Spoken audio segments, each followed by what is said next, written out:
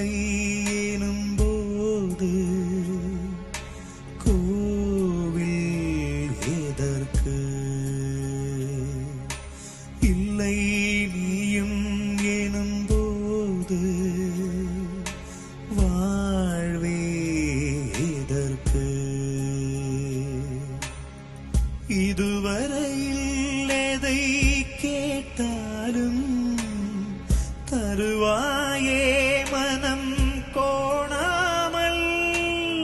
துயரம் நான் இதை கேட்காமல் கொடுத்தாயே எதற்காக? தெய்வம் இல்லை எனும் போது கோவில் எதற்கு?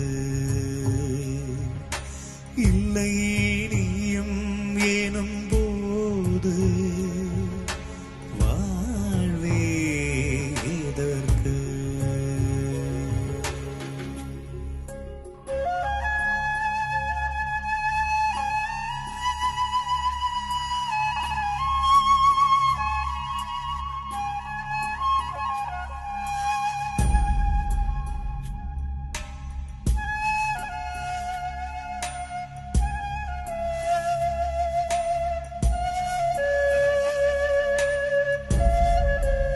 வள்ளியம்மை சுப்பிரமணியம் 7ஆம் திகதி அக்டோபர் மாதம் 1938 இல் பிறந்தார்.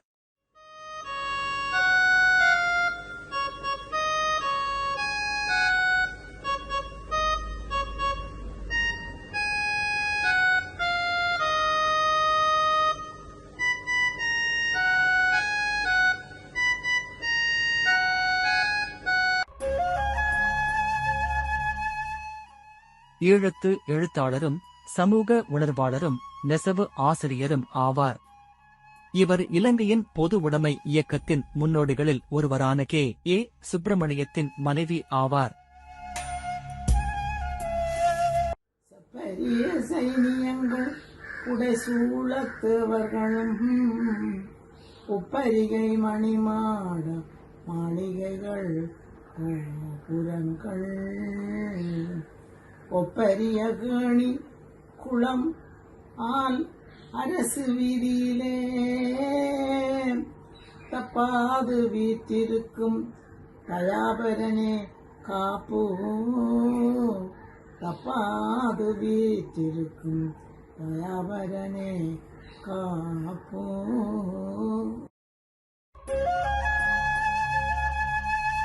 வள்ளியம்மை சுப்பிரமணியம் யாழ்ப்பாண மாவட்டம் சுழிபுரம் பத்திரகாளி கோவிலடியை பிறப்பிடமாக கொண்டவர். பன்னாகம் மெய்கண்டான் மகாவித்தியாலயத்தில் கல்வி கற்றவர்.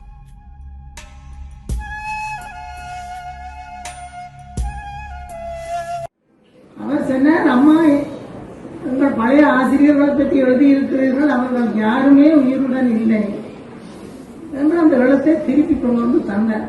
அவருக்கு நன்றி சொல்ல வேணும். அவர் தந்தபடியாத்தான் பசுமையான நினைவுகளில் பன்னாகம் மெய்கண்டான் என்ற சிறிய நூல் உருப்பெற்றது.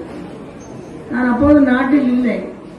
வாணி விழாவின் போது அவசரமாக வெளியிடவும் என்று அச்சகத்தினரின் அவசர வேலையால் அதில் அநேகம் எழுத்துப்பிழைகளை கண்டது. எனக்கு கண்ணீர் வந்துவிட்டது. ஏனென்றால் ஐயா பண்டிதர் ஐயா அமரராகிவிட்ட என்ற குரு ஒரு எழுத்து பிழையும் ஒன்று எழுத பழக்கினார். மாணவிகளில் நானும் வந்தேன்.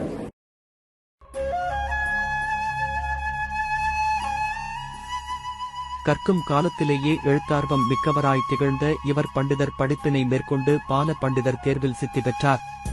நெசவு கற்கை நெறியில் பயின்று நெசவு ஆசிரியராக பல்வேறு ஊர்களில் பணிபுரிந்தார். சிறப்பாக எங்கள் மதிப்புக்குரிய பரிகாரம் மேற்கு அரியாதிகாரி அம்மையார் பிரேமினி பொன்னம்பலம் அவர்கள் ஏற்கனவே எனக்கு மகனும் உரையாடவர் எங்கள் இல்லத்துக்கும் வந்து சிறப்பித்திருக்கிறார். அவரும் அவருடன் கடமையாற்றும் கலாச்சார உத்தியோகர்களும் மற்றும் பெரியோர்களும் அறிவுசார் ஆண்டோர்களும் எல்லோரும் சேர்ந்திருக்கும் இந்த மண்டபத்திலே நானும் உங்கள் எல்லோருக்கும் நன்றி கூற கடமைப்பட்டிருக்கிறேன். நன்றி, வணக்கம். 1962 கொல்லங்கலட்டையைச் சேர்ந்த பொதுவுடைமைவாதியான K.A. சுப்பிரமணியம் என்பவரை காதலித்து கலப்பு திருமணம் புரிந்த இவரது திருமணம் சீர்திருத்த திருமணமாக அமைந்தது. அறிவாளும் சம்மட்டியுமே தாலியாக அமைந்தது. அந்த காலத்துல இருக்கிறதுக்கும் இந்த காலத்திலயும் இந்த பிள்ளைகளோட கல்வி எப்படி இருக்குங்க? அந்த காலத்து கல்விக்கும் இந்த முறை கல்விக்கும் என்ன மாதிரி காலப்போக்கில் இந்த காலத்து கல்வி பாராட்டுதற்குரியது. முந்தின காலத்துல பெற்றாரோ உறவினர்களோ அடிபடி என்று சொல்லுவாங்க. இப்போ ஒன்று பார்த்து அவனை விட நான் தன் உணர்வுல, தன் ஆர்வத்துல, தன் ஊக்கத்துல நமக்கு போகிறார்கள். அவர்களால் ஒரு புதிய நல்ல உலகத்தை அமைக்க முடியும்.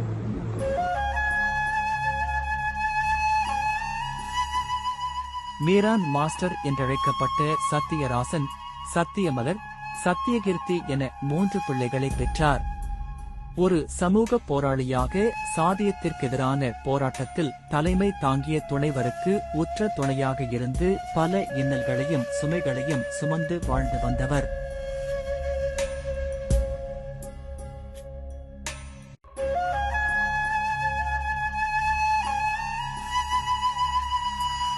எனக்கு ஒரு தம்பியும் தந்தையும் இருந்தார்கள்.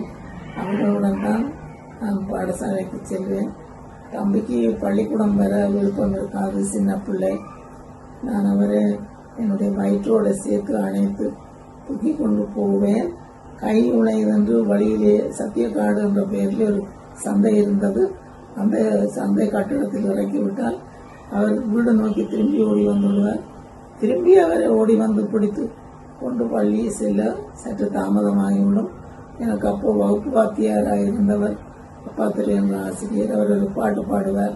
பள்ளியம்மை பிள்ளை பெற்று பட்டியலிலே சோற்றை போட்டு கோழி குஞ்சை கொத்த விட்டு கொரோக்கோ உண்டு.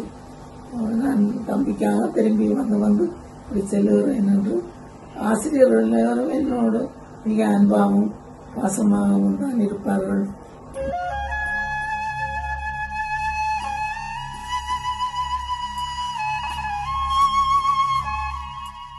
வள்ளியம்மை சிங்கப்பூரில் வசித்த போது தனது எழுத்து பணியை மீண்டும் ஆரம்பித்தார். 82 வயதில் மீள வந்து தனது மகளுடன் இலங்கை சுழிபுரம் சத்தியமனையில் வசித்த போது KAS சத்தியமனை நூலகத்தை அமைத்தார்.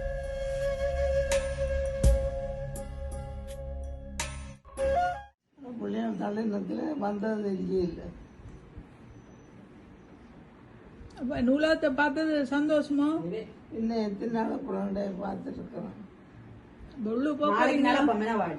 தள்ளி கொண்டு போங்க.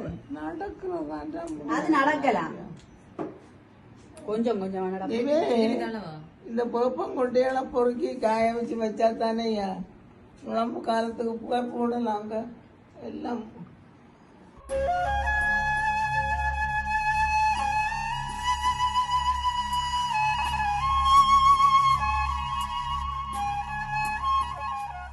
பாடசாலையில் படிக்கும் காலத்திலேயே எழுத்தாற்றலை விருத்தி செய்த இவர் பண்டிதர் தேர்வுக்காய் கற்ற காலத்தில் எழுதிய சிறுகதைகள் வீரகேசரி, கலைமதி, கலைச்செல்வி, ஜனசக்தி ஆகிய இதழ்களில் வெளிவந்தன. அறிவரவர்கள் சாதனையாளர்களுக்கு பரிசுகளை சங்கீத தாளலய சாதனையாளர்களுக்கு வழங்குகிற பொறுப்பை மனம் கொண்டு தந்திருக்கிறார். நான் என்னையே கேட்டுக்கொண்ட இதற்கு நீ தகுதியானவன் தான். திரும்பி ஒரு மனம் சொன்னது, நீ பழைய மாணவி தானே, நீ அங்கே படித்தவள் தானே, 5 வயதிலே அறிவறி என்று சேர்ந்து 15வது வயதிலே செஞ்சு அந்த கட்டிடத்துக்குள்ளே முடித்தவள் தானே, வேறொரு பள்ளிக்கூடத்திலும் படிக்காதவள், உனக்கு அந்த உரிமை இந்த 80 வயது கடந்த நிலையில தேடி வந்திருக்கிறது. இது வழக்கம் பெற மட்டுமல்ல, அம்மாளும் அருளும் இந்த மேகண்டாம் தாயின் ஆசீர்வாதம்.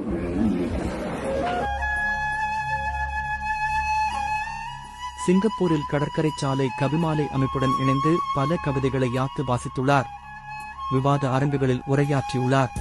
நல்ல மனதுடனே அச்சகத்தை நிர்வகித்து தொல்லை பல நேர்ந்த போதினிலும் அல்லல்பட்டு முகம் கொடுத்து முயற்சியை கைவிடாது அகம் மலர்ந்து ஆளுமையாய் இன்று வரை தொட்டமணியை தொய்வுந்தி நடாத்தி அட்டதிக்கும் அறிஞர்கள் தேடி வர திட்டமிட்ட நியதிப்படி தன் தொழிலை போற்றுகிறார்.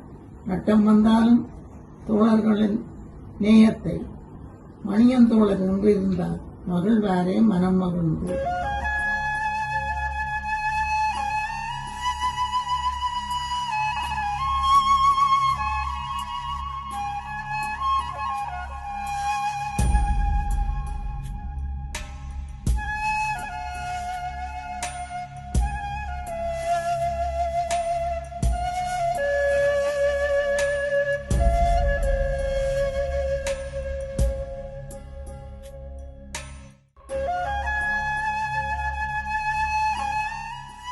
இவரது பள்ளிக்கூட அனுபவங்களை தொகுத்து பசுமையான நினைவுகளின் பன்னாகம் மேகண்டான் எனும் நூலை 2019 எழுதியுள்ளார்.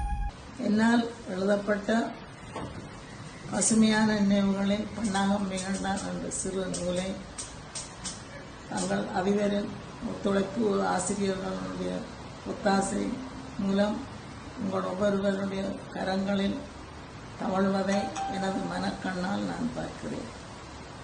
இதனை தயாரிக்க ஊக்குவித்த எனது மகள் திருமதி சத்தியமலர் ரவீந்திரன் அவர்களுக்கும், இந்த காணொலியை எடுத்த எனது பேத்தி டாக்டர் ஸ்ரீரஞ்சனி சத்யகீர்த்தி வினோத் அவர்களுக்கும் எனது சார்பாகவும் உங்கள் சார்பாகவும் மீண்டும் நன்றியை தெரிவித்துக் கொண்டு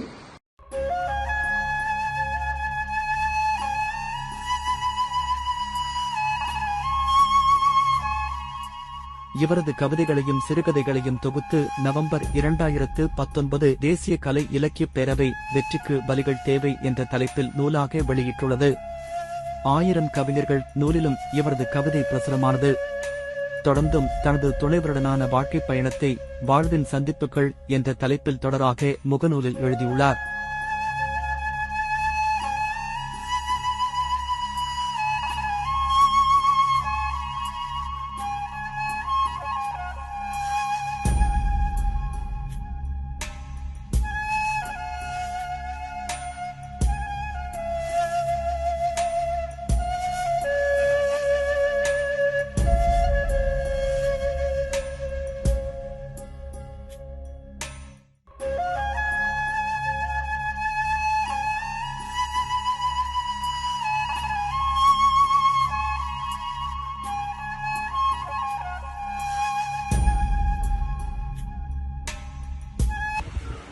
சிறுவோரி என்ற நூல் கையெழுத்து பிரதியாக சத்யராஜன் என்ற ஒரு 13 வயது சிறுவனால் இந்த நிலத்திலே சிறிய கொட்டில் அமைத்து அதற்கு ஒரு சிறிய வாங்கும் மேசையும் அதனையும் வைத்து கையெழுத்து பிரதியாக எழுதி வெளியிட்டவர்.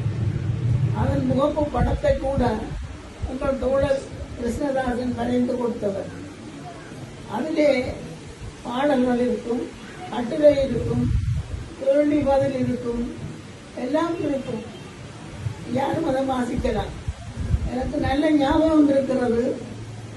குனிய பழைய மாட்டோம், குதிரையாக குனிய மாட்டோம் என்ற பாடல் கூட அதில் இருந்ததாக ஞாபகம். எல்லோரும் ஒத்துழைத்து அந்த சிறு பொறி என்ற பெயரை கொடுத்தவர் சத்யராஜனின் தங்கை 12 வயது சிறுமி சத்தியமலர் தான். இந்த பேர் தான் நல்லா இருக்கும். தெய்வம் இல்லை எனும் போது கோவில் எதற்கு? இல்லை நீயும் எனும் போது வாழ்வே எதற்கு? இதுவரையில் எதை கேட்டாலும் தருவாயே மனம் கோணாமல், துயரம் நான் இதை கேட்காமல் கொடுத்தாயே எதற்காக? தெய்வம் இல்லை எனும் போது நாங்கள் விளையாட்டாக ஓட்டப்புறாமல் சொல்லுவோம், நினைவுகளை கொடுத்தோம். அதிலையும் எழுதுவார், கொள்கையற்ற நடைமுறை குருட்டுத்தனம், நடைமுறையற்ற கொள்கை மிரட்டுத்தனம். இப்போ என்னுடைய மனதிலே ஒரு கொள்கை இருக்கிறது, நடைமுறைப்படுத்த நான் பயந்து கொண்டிருந்தால் அது மிரட்டுத்தனம். அப்போ அதை பற்றி சிந்திக்காமல் இருந்தால் குருட்டுத்தனம் உண்டு. அப்படி நல்ல விளக்கங்களை கூறுவார். அவருடைய ஒரு ஏழை தொழிலாளிக்காக தனது பொறியியலாளர் வேலையை ஒரு நிமிஷத்திலே உறவினர் காங்கிரசம் பிரசிடண்ட் தொழிலை வேலை செய்தவர்கள் அவர்களை கேட்கும்போது அவர்களே இருந்த மதிப்பு இன்னும் கூட இருந்தும் எனக்குள்ளே ஒரு பயம், நான் வேறு இனம் அவர் வேறு இனம் என்று.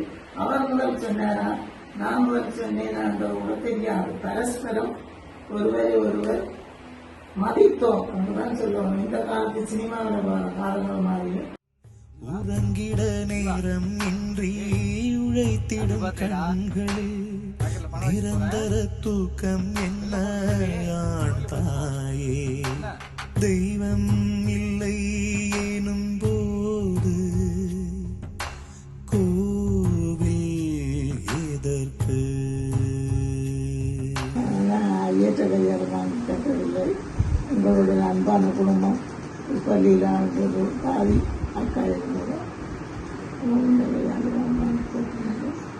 நாங்கள் பிறகு 4 ஊர்களை மாறி மாறி வாடகைக்கு இருந்தவங்க சொந்த வீடு கிடையாது. தானே எந்த ஊருக்கு போனாலும் அந்த ஊரே எங்களோட ஊராக பாதித்து அங்குள்ள அயலவர்களை எங்களோட உறவினர்களாக பாதித்து வாழ்ந்து எங்களோட வாழ்க்கையை பூரணமாக்கிக் கொண்டோம். மேல் சுமை இருந்தாலும் புன்னகை தருமே இதழ், அது எங்கு போனது? நடந்திட பாதம் தந்து வழிகளை காட்டினாய், நடுவில் முந்திச் சென்றால் என் செய்வே? எது எது இல்லை என்று எனக்கென வாங்குவாய், இறுதியில் நீயே இல்லை என் சொல்வேன். लकुना काम करो पांदिए के मीटिंग है वो भी पांदिए के දැකත්ත ඒ තමයි මගේ පුරුෂයා මට තාලි දෙනා කළා. ලස්සනයි අර වෙඩින් දවසේ පින්තූරේ. අනිත් පින්තූරෙන් දැක්කම වෙඩින් එක දවසේ. පරණ පින්තූරේ. ඔක්කොම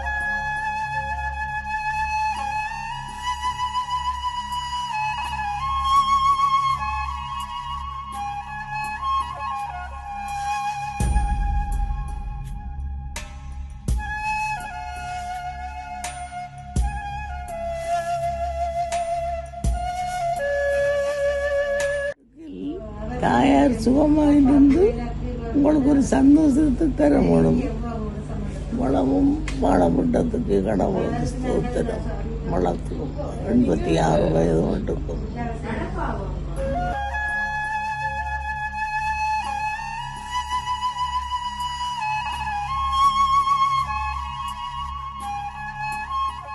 நெசவு ஆசிரியையாக பணியாற்றிய போது செல்லும் கிராமங்களிலெல்லாம் தனது மாணவிகளை வழிப்படுத்துவதில் ஆற்றல் மிக்கவராக திகழ்ந்துள்ளார்.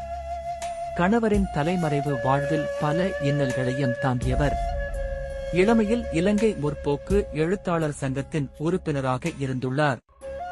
தேசிய கலை இலக்கிய பேரவையின் செயற்பாடுகளிலும் தாயகம் இதழின் ஆசிரியர் குழுவிலும் இருந்து செயற்பட்டுள்ளார்.